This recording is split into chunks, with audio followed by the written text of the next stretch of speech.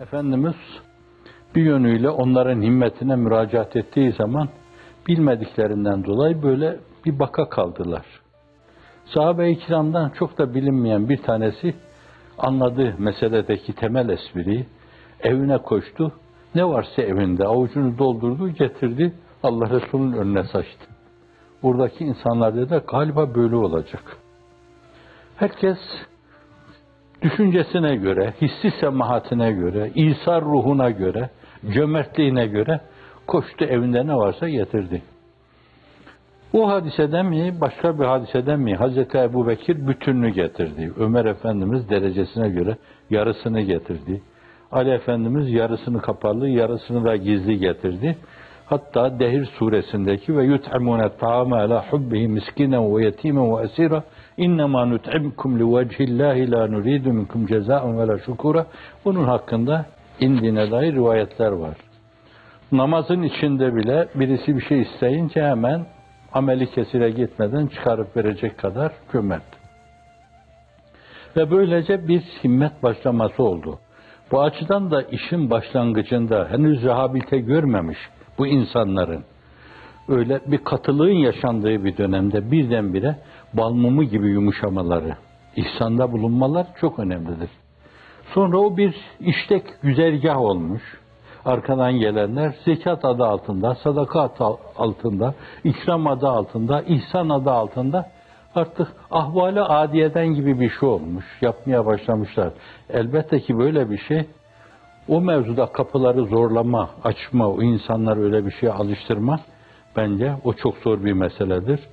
Onların yaptıkları şey bu açıdan çok önemlidir. Bir meselenin bu yanı var. O işe yeni alışıyorlar. Burada antiparantez bir şey söyleyeceğim. Hizmet-i İmaniye ve Kur'aniye içinde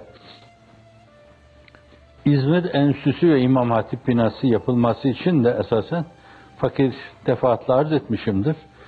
Makamı cennet olsun. Hacı Ahmet Tatar'ın mağazasının üstünde 15 tane insan belki vardı.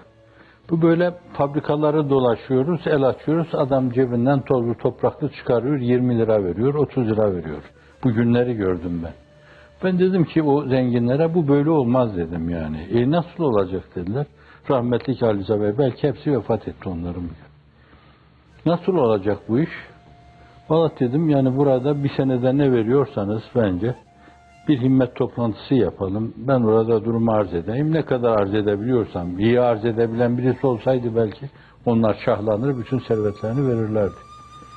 Hiç unutmam böyle masanın başında oturuyordum. Hacı Ahmet Bey benim sağ tarafımda oturuyordu. Zannediyorum Ali Rıza Bey de sol tarafında.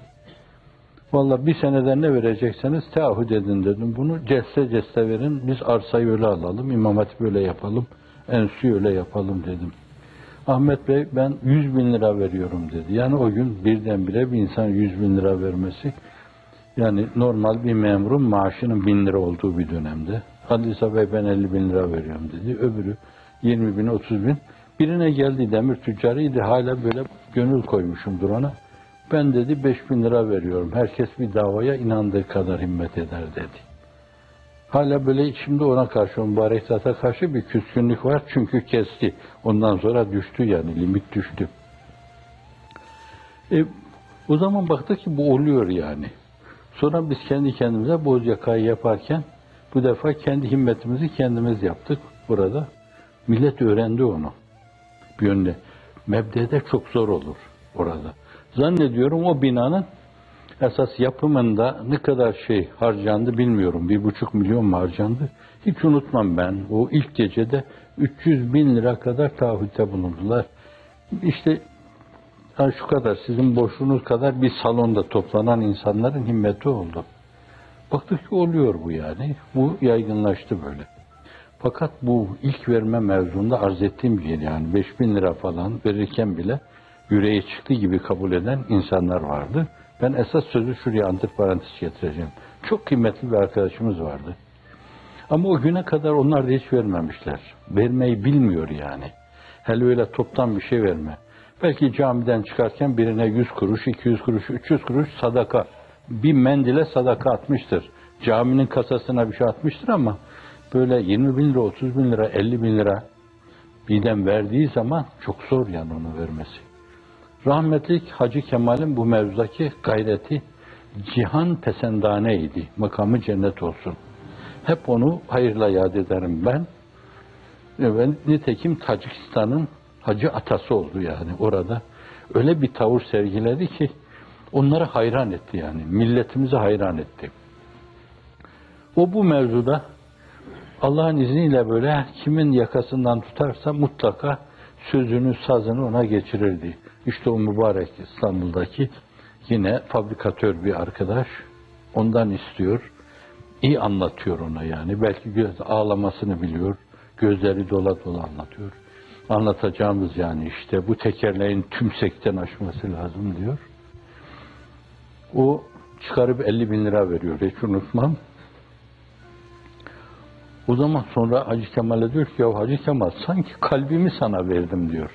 Mebdede çok zordur bu. Sanki kalbimi sana verdim. Fakat bu zat sonra adeta bütün varlığını vakfetti ona. Sonra varlığım yeterli olmadı dedi. Doğu'da milleti himmetle coşturmak için giderken bizim o Bornova'daki kahraman Mehmet Özyurt'la beraber bir trafik kazasında ruhunu da verdi. Ruhunu da şehit. Başta vermek çok zordur işte. Sahabinin başta bu işe rehabilite edile alıştırılması çok zordur. Sahabi efendilerimiz o zoru başarmışlardır. Bu meselenin bir yanı. Bir de manevi yanı var. Neden yani? Onların müddü başkalarının muddağına tekabül ediyor.